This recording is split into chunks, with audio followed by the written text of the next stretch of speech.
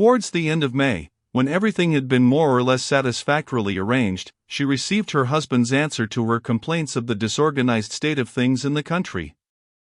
He wrote begging her forgiveness for not having thought of everything before, and promised to come down at the first chance.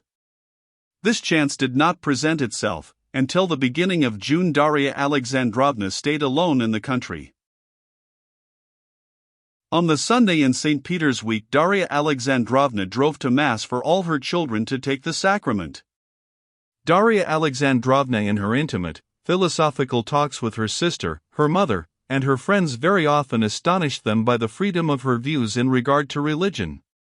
She had a strange religion of transmigration of souls all her own, in which she had firm faith, troubling herself little about the dogmas of the Church. But in her family she was strict in carrying out all that was required by the Church, and not merely in order to set an example, but with all her heart in it. The fact that the children had not been at the sacrament for nearly a year worried her extremely, and with the full approval and sympathy of Maria Philimonovna she decided that this should take place now in the summer. For several days before, Daria Alexandrovna was busily deliberating on how to dress all the children. Frocks were made or altered and washed, seams and flounces were let out, buttons were sewn on, and ribbons got ready. One dress, Tanya's, which the English governess had undertaken, cost Daria Alexandrovna much loss of temper. The English governess, in altering it, had made the seams in the wrong place, had taken up the sleeves too much, and altogether spoilt the dress. It was so narrow on Tanya's shoulders that it was quite painful to look at her. But Maria Philimonovna had the happy thought of putting in gussets, and adding a little shoulder cape. The dress was set right, but there was nearly a quarrel with the English governess. On the morning, however, all was happily arranged, and towards 10 o'clock, the time at which they had asked the priest to wait for them for the Mass, the children in their new dresses, with beaming faces, stood on the step before the carriage waiting for their mother. To the carriage, instead of the restive raven, they had harnessed, thanks to the representations of Maria Philimonovna, the bailiff's horse, Brownie, and Daria Alexandrovna, delayed by anxiety over her own attire, came out and got in, dressed in a white muslin gown. Daria Alexandrovna had done her hair, and dressed with care and excitement.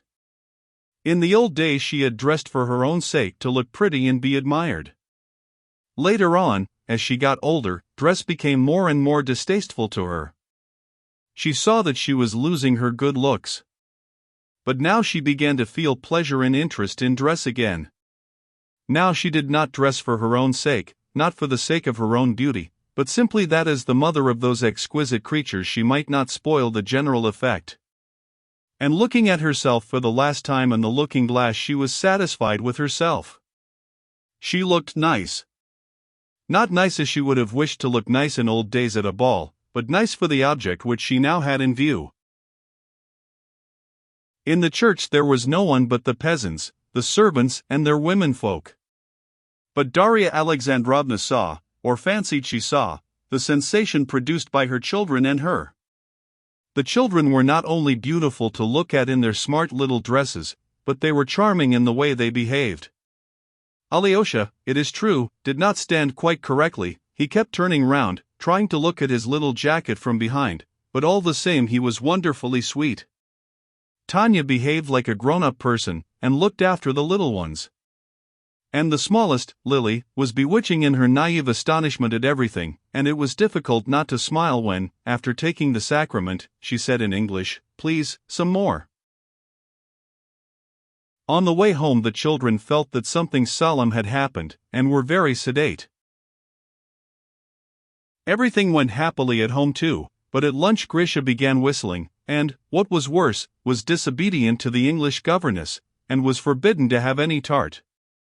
Daria Alexandrovna would not have let things go so far on such a day had she been present, but she had to support the English governess's authority, and she upheld her decision that Grisha should have no tart.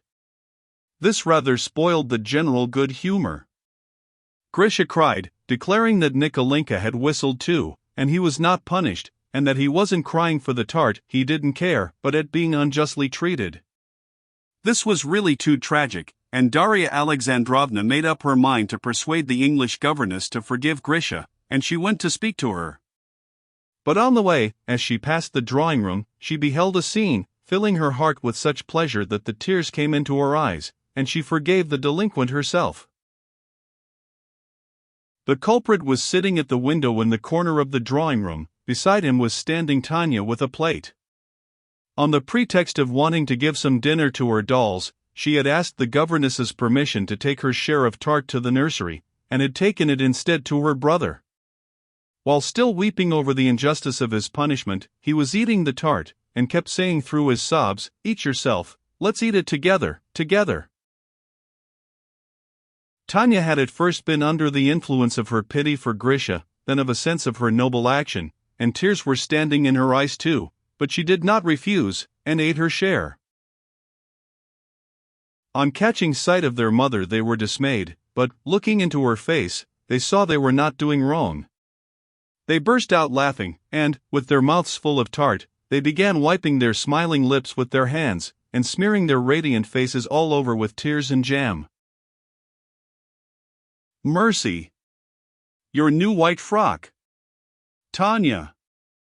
"Grisha," said their mother, trying to save the frock, but with tears in her eyes, smiling a blissful, rapturous smile. The new frocks were taken off, and orders were given for the little girls to have their blouses put on, and the boys their old jackets, and the wagonette to be harnessed, with Brownie, to the bailiff's annoyance, again in the shafts, to drive off for mushroom picking and bathing. A roar of delighted shrieks arose in the nursery, and never ceased till they had set off for the bathing place. They gathered a whole basketful of mushrooms. Even Lily found a birch mushroom. It had always happened before that Miss Hoole found them and pointed them out to her, but this time she found a big one quite of herself, and there was a general scream of delight. "Lily has found a mushroom!"